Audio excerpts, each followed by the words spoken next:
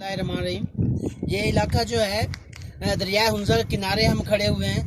ये यहाँ से सोच से पीछे और झील अता के दरमियान का इलाका आता है। ये हाँ इनके इलाके में ये गंदम है। गंदम की फसल अभी तक इनकी तैयार नहीं हुई, तकरीबन तैयार होने वाली है, जबकि हमारे यहाँ जो है वहाँ पे कपास की फसल बिल्कुल तैयार है।